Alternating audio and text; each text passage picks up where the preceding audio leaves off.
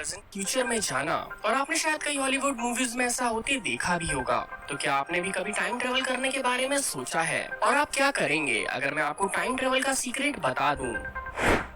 तो चलिए शुरू करते हैं और जानते हैं वर्म होल, ब्लैक होल और आइंस्टाइन की थ्योरी ऑफ रिलेटिविटी जैसी हर एक चीज के बारे में जिससे टाइम ट्रेवल सच्चाई में बदल सकता है। लेकिन वीडियो शुरू करने से पहले अगर आप हमेशा नई चीजों को लेकर क्यूरियस रहते हैं तो चैनल सब्सक्राइब करना ना भूलें और बेल आइकन को दबाएं ताकि हमारे सभी नए वीडियोस की अपडेट आपको सबसे पहले मिल पाए।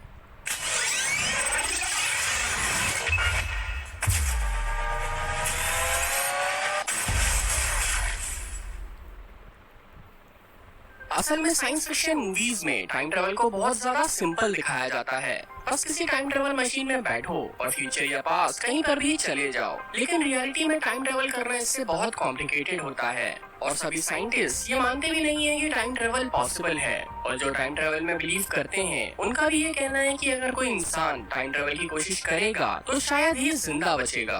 तो क्या अभी भी आप टाइम ट्रेवल करने में इंटरेस्टेड हैं?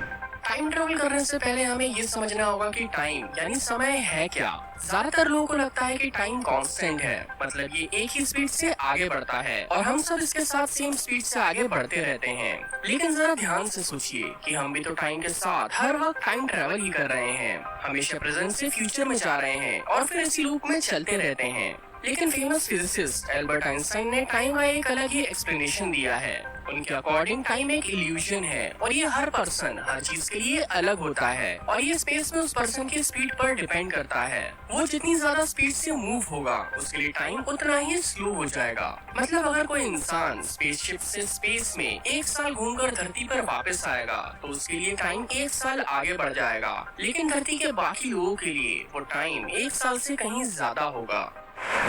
आइंस्टाइन के लिए टाइम एक फोर्थ डायमेंशन की तरह है। स्पेस में 3 डायमेंशन ही होते हैं, लेंथ यानी लंबाई, विड्थ यानी चौड़ाई और हाइट यानी ऊंचाई। लेकिन आइंस्टाइन ने बताया है कि टाइम स्पेस के फोर्थ डायमेंशन की तरह होता है और ये डायरेक्शन बताता है, लेकिन एक ही डायरेक्शन में आगे बढ़ता है और वो है फॉरवर्ड यानी आगे की तरफ।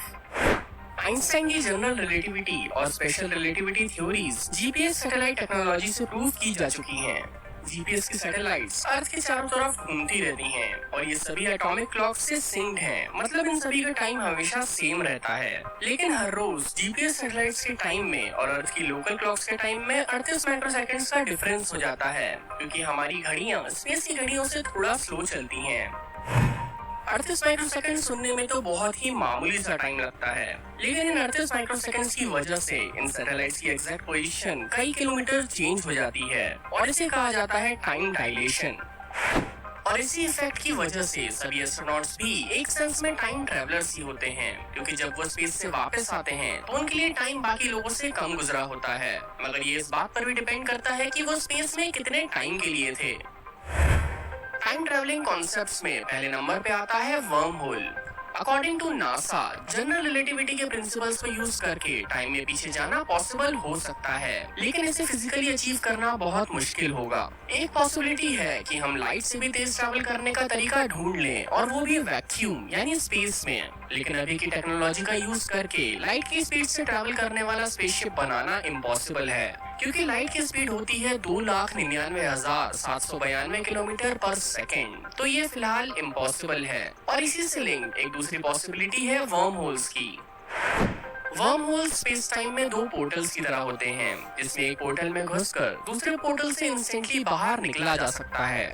भले ही ये दोनों पोर्टल्स एक दूसरे से करोड़ों किलोमीटर दूर क्यों ना हो, लेकिन कई कोशिशों के बाद भी अभी तक साइंटिस्ट एक छोटा सा वर्म होल भी नहीं बना पाए हैं। लेकिन आइंस्टाइन की थ्योरी में टाइम ट्रेवल को इतना मुश्किल बताने के बाद भी कुछ और साइंटिस्ट भी हैं जिन्होंने इसकी और थ्योरीज दी हैं।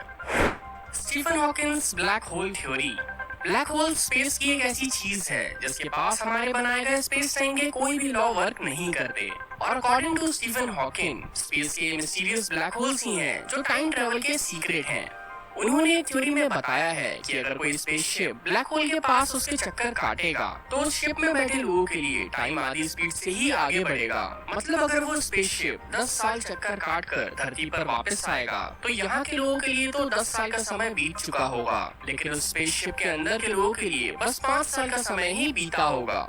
लेकिन इस थ्योरी में भी एक लिमिटेशन है कि उस स्पेसशिप को भी लाइट की स्पीड से ट्रैवल करना पड़ेगा, जो फिलहाल इम्पॉसिबल है। इन सभी थ्योरीज के बाद आती है टाइम ट्रैवल से जुड़ी हुई सबसे कॉमन चीज, जिसके बारे में शायद आप सभी ने सुना ही होगा। जनरली ऐसा माना जाता है कि टाइम में आगे या पीछे जाने के लिए एक डिवाइस की जरूरत होती है, और वो है टाइम मशीन। और दुनिया भर में कई फिजिसिस्ट टाइम मशीन बनाने की कोशिश कर रहे हैं या टाइम मशीन पर रिसर्च कर रहे हैं, और अभी तक उनका मानना था कि टाइम मशीन बनाने के लिए एक्सोटिक मैटर की जरूरत होगी जिसमें नेगेटिव एनर्जी भरी हुई हो। लेकिन रिसेंटली रिसर्च से साइंटिस्ट को ये पता चला है कि टाइम मशीन बिना एक्सोटिक मैटर के भी बनाई जा सकती है, लेकिन उसके लिए बहुत स्ट्रॉन्ग ग्रेविटेशनल फील्ड की जरूरत होगी, इतनी स्ट्रॉन्ग कि वो स्पेस टाइम को भी बेंड कर दे। फिलहाल इतनी स्ट्रॉन्ग ग्रेविटेशनल फील्ड केवल ब्लैक होल में होने की पॉसिबिलिटी है, और इसे आर्टिफिशियली किसी मशीन में यूज करने के लिए बनाना तो अभी पूरी तरह से इम्पॉसिबल है। लेकिन फिर भी इस बात को इग्नोर नहीं किया जा सकता कि साइंटिस्ट ने थियोरेटिकली ही सही लेकिन टाइम मशीन बनाने का तरीका ढूंढ लिया है। तो क्या टाइम ट्रैवल पॉसिबल है? थियोरेटिकली हाँ, और फिजिकली अभी की टेक्नोलॉजी और साइंस के साथ नहीं। लेकिन जिस स्पीड से नई डिस्कवरीज हो रही हैं, शायद एक दिन हम टाइम ट्रैवल करने का तरीका भी ढूंढ लेंगे। और जरा सोचिए कि अगर ये पॉसिबल हो पाया तो हमें पास्ट और फ्यूचर की मदद से यूनिवर्स के बारे में कितनी नई चीजों का पता चल सकता है जिन्हें हम इमेजिन भी नहीं कर सकते। तो ये थी टाइम ट्रैवल और टाइम मशीन की फेमस थ्योरीज। अगर आपको टाइम मशीन मिल जाए तो आप क्या करेंगे? कमेंट करके हमें जरूर बताएं। उम्मीद है ये वीडियो आप लोगों को पसंद आया होगा और इससे कुछ न कुछ सीखने के लिए जरूर मिला होगा।